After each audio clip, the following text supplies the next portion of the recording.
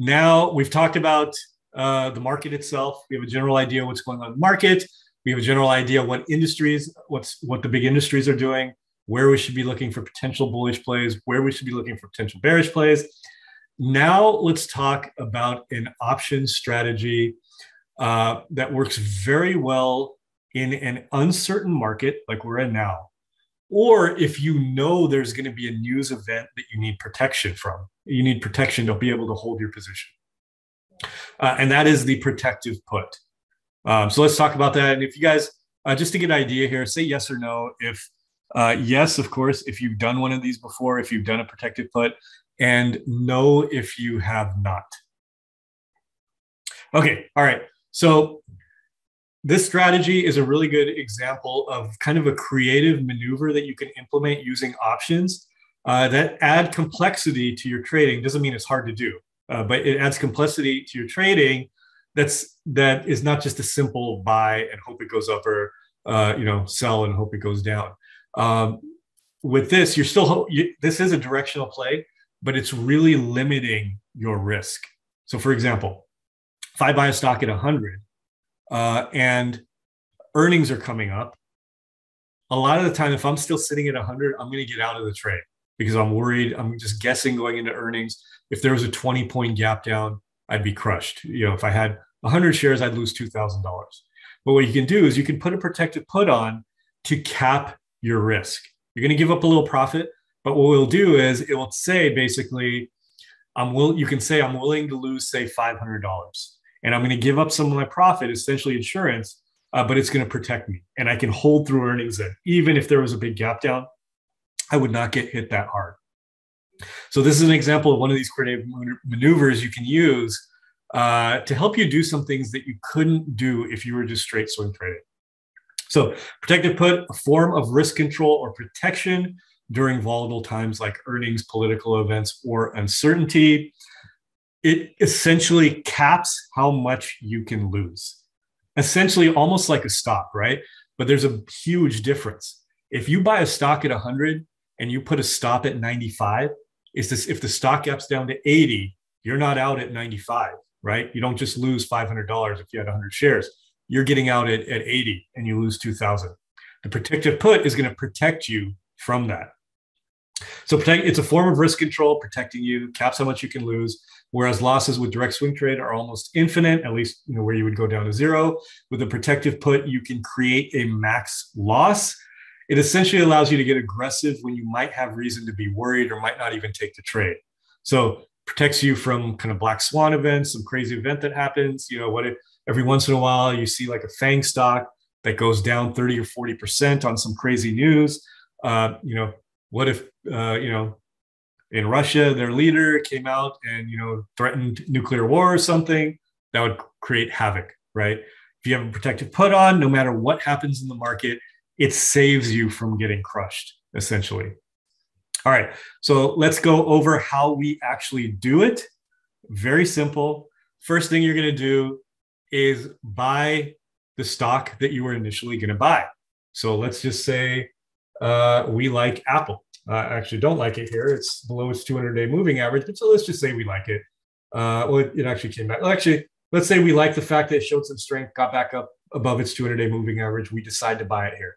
And you're going to buy in 100-share lots because your options trade in 100-share lots. So let's say we want 100 shares. So we buy 100 shares of the stock.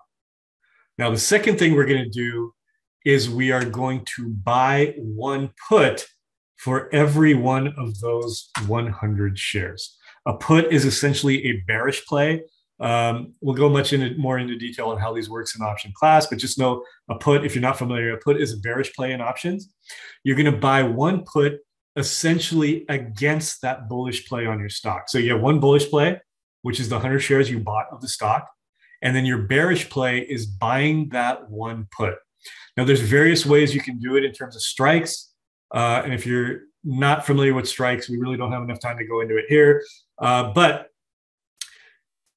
for our strike price, we'll essentially put it at where the stock is trading right now. There's more creative things you can do, and we'll talk about that in the class. But for now, to keep it simple, buy your put strike price at the price the underlying is trading. So if Apple's trading at 155, you want to buy the put with a strike around 155. So for example here, let's just use round numbers here. If we buy 100 shares of stock X at 100, we're going to buy one put of that stock with a 100 strike. And let's say the premium on that, when you buy a put, you're paying for it. So the premium is at $3.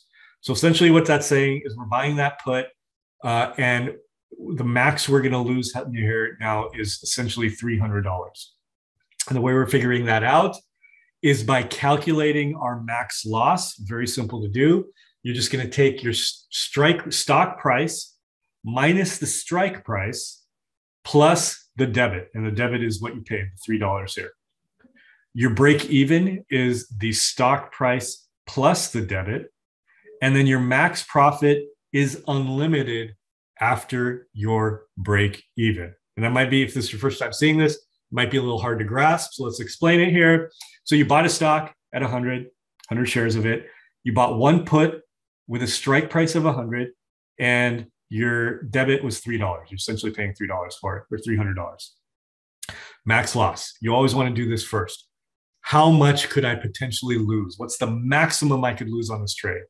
And here we're taking our stock price minus our strike. And since our stock price and our strike price were exactly the same, that's going to be 0 plus the debit, which is 3. So essentially you could lose $3 on this times 100, $300.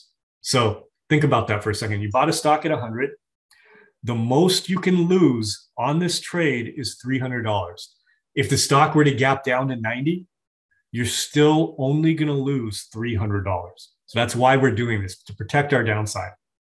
Now, you're giving something up. You paid for this, right? You paid $300. So now we want to know where our break even is. How high does the stock have to go before we actually start making money, right? When we just buy a stock directly, if we buy it at 100 and it goes to 100 shares at 100 and it goes to 101, we've made $100, right? In this case, because we paid for that insurance, we don't start making money until we hit our break-even point. And in this example here, we're going to take our stock price, which was 100, plus the debit, which was 3, and that gives us 103. That is our break-even. So our stock has to go above 103 before we make money. So if it goes to 102, we're not making anything. If it goes to 103, we're exactly break even. Whereas we would have made $300, right? If we didn't have the option on. If it goes to 110, instead of making $1,000, we end up making $700. If it goes up to 120, instead of making $2,000, we make $1,700 and so on. Essentially, we're always going to make $300 less. That's the insurance we paid. And maybe it ended up being we didn't need it. It's just like car insurance, right? We buy it, we pay for it every month because if that disaster happens, we're going to need it. It's the same thing here. Hopefully we don't have to use it. And we just paid that $300. But if we do end up having to use it, it saves us a lot. And that's essentially why we don't need to put these on all the time. But there are certain times when you want to be doing that, right? If you're going into earnings, if the stock you're long, it has earnings on Friday, you love the stock, you think it's in a trend, you want to be able to hold it for the next 3 months, but you don't want to have to get out of it with earnings coming on Friday, put on a protective put. That way, if it did gap down, you wouldn't get crushed. That's a situation we can use it. Or a situation where you're just worried about what's going on. There's uncertainty in the market. So right now, right? Again, we have the war, we have inflation. The Fed is speaking this week. What if the market tanks? That protective put will protect you from any bad events that could happen. So essentially, you're paying a little to protect you against one of those big events that could lose you a lot of money. So that's the protected put. A couple of other things here. Manipulating your break-even point. In the way we created it with the scenario we created there, we essentially paid $300. Now we could create it in a way where instead of 103, our break-even was 102, but then we'd get less protection. So if your strike, the closer your strike is to the underlying stock's price, the less it'll cost you, but the higher your break-even point is going to be. And then the farther the strike is from your price, the more it costs, but the lower your break-even price. So that's something to think about. You can always start standard by just using the same strike and the same strike as a stock price. And then you can manipulate it to see where you want your break-even, according to look at the stock chart, see how far you think the stock can go, see how much protection you want, and so on. Okay, so that is the protective put. Again, disadvantage, one major disadvantage to this, which is really not a huge disadvantage, is you're giving up a little of your profit, but you're not capping your profit. Once you hit that break even, you can make as much as the stock goes. You'll just always subtract what you paid for that protective put. Okay, all right. So that's a protective put. Hopefully that helps. If you guys have any questions about it, let me know. You can shoot me an email and I'll get back to you.